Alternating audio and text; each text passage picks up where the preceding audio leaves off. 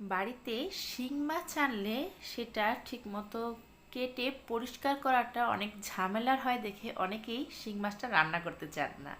কিন্তু আজকে আমি আপনাদেরকে দেখাবো কিভাবে খুব সহজে বাড়িতে শিং মাছ কেটে পরিষ্কার করা যায়। এই জন্য আমি এখানে 4-5টার মতো শিং মাছ নিয়ে নিয়েছি। শিং মাছটাকে আমি খুব ভালো করে পরিষ্কার করে নিয়েছি।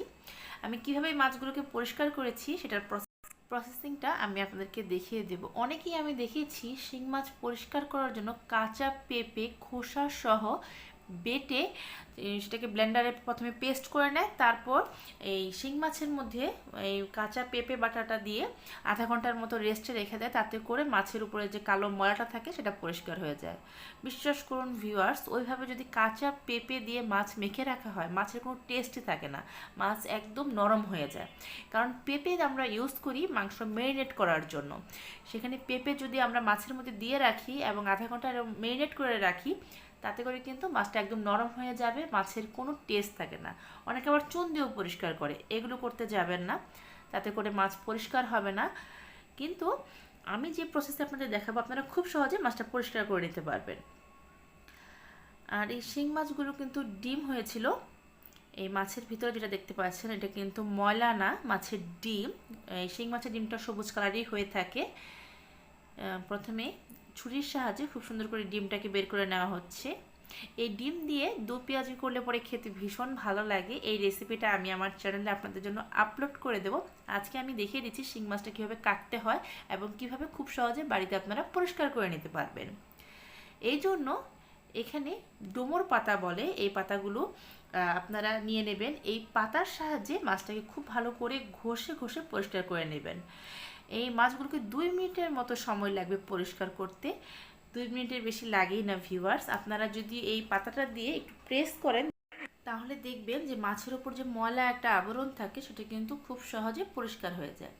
অনেকে এই মাছটা রান্না করে কিন্তু এই কালো ময়লা সহকারে রান্না করে, তাতে করে তরকারিটা দেখতে একদম বিশ্রী লাগে এবং বাজে একটা স্মেল আসে, যে এই মাছটা খেতে একটুও ভালো লাগে না। কিন্তু আপনারা যখন এই শিং মাছটা রান্না করবেন এইভাবে পরিষ্কার করে রান্না করবেন, এই ডুমুর পাতার সাহায্যে আপনারা মাছগুলোকে পরিষ্কার করে নেবেন। অন্য আরও অনেক প্রসেস আপনারা ইউটিউবে পেয়ে যাবেন বা বিভিন্ন ভিডিওতে আমরা দেখতে পাই, ফেসবুকেও আসে। বিশ্বাস করুন ভিউয়ার্স, আপনারা চুন দিয়ে ওই মাছগুলো পরিষ্কার করবেন না বা কাঁচা পেঁপে দিয়েও করবেন না, তাতে করে মাছ একদম নরম হয়ে যায়, মাছের কোনো টেস্ট থাকে না। যত ভালো করে রান্না করেন না কেন সেই মাছের তরকারি খেতে ভালো লাগে না। তার পরিবর্তে আপনারা যদি এই ডুমুর পাতা দিয়ে মাছটাকে খুব সহজে পরিষ্কার করে নেন, দেখবেন অল্প সময়ের মধ্যে মাছটা খুব ভালোভাবে পরিষ্কার হয়ে যাবে, আর এই মাছের তরকারিটা রান্না করলে খেতেও ভালো লাগবে। এই পাতাটা কিন্তু অনেক খসখসে থাকে, বিভিন্ন জায়গায় এই পাতা পাওয়া যায়। গ্রামে তো প্রায় অনেক জায়গায় এই পাতাটা পাওয়া যায় বা শহরে একটু খুঁজতে হয়। আপনারা এই পাতার সাহায্যে প্রায় 2 মিনিটের মতো অনেকগুলো মাছ খুব সহজে এভাবে ঘষে পরিষ্কার করে নিতে পারবেন। আর মাছগুলো দেখুন কতটা সাদা, একদম মাছের যে ভিতরে যে কালারটা সেটা কিন্তু চলে আসে।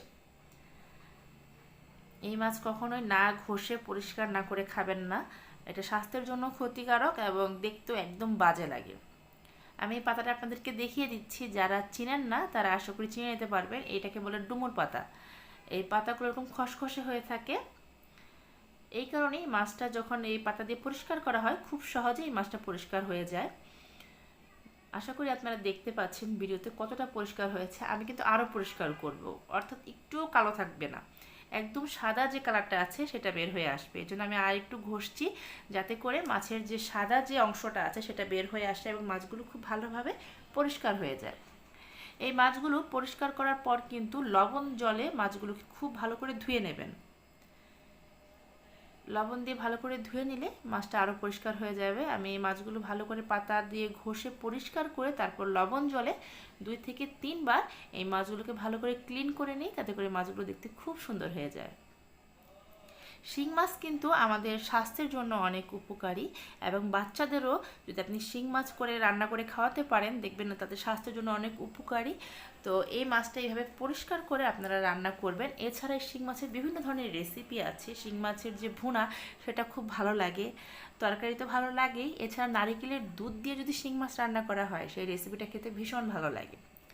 আমি প্রত্যেকটা রেসিপি আমার চ্যানেলে আপনাদের জন্য স্টেপ বাই স্টেপ আপলোড করে দেব, আশা করি আপনাদের ভালো লাগবে।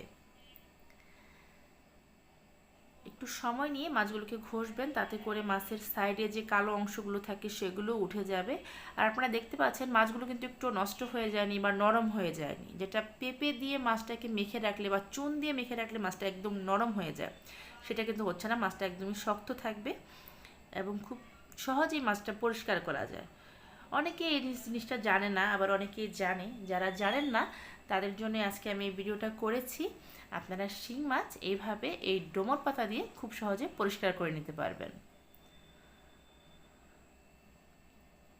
যদি খুব অল্প সময়ে করতে চান, কাঁচা পেঁপে দিয়ে করতে পারবেন, সেটা হয়তো আপনাদের একটু কষ্ট হবে না, বা হাত দিয়ে এরকম পাতা দিয়ে যেরকম ঘষতে হচ্ছে এভাবে ঘষতেও হবে না। শুধু কাঁচা পেঁপে ব্লেন্ড করে আপনারা মাছটাকে মেখে রাখলেই দেখবেন উপরে কালো ময়লাটা হয়তো পরিষ্কার হয়ে যাবে, কিন্তু মাছের কোনো টেস্ট থাকবে না। আর এইভাবে আমি যেটা আপনাদের দেখাচ্ছি, পাতা দিয়ে যদি মাছটা পরিষ্কার করে নেন, মাছের যে অ্যাকুরেট টেস্ট সেটা আপনারা পাবেন। দেখুন মাছগুলো কিন্তু কতটা পরিষ্কার হয়ে গেছে। আমি আপনাদেরকে দেখাচ্ছি, দুইটা পাশে আপনারা দেখতে পাচ্ছেন এই যে কালো কালো একটু র্যাক র্যাক দাগ দেখা যাচ্ছে, এটা যখন লবণ জলে একটু ভালো করে আপনারা 2 থেকে 3 বার এগুলোকে ভালো করে ধুয়ে নেবেন, একদমই পরিষ্কার হয়ে যাবে। এই দেখুন আমি হাতে নিয়ে দেখাচ্ছি কতটা সুন্দর হয়ে গেছে। আশা করি ভিডিওটা আপনাদের ভালো লেগেছে।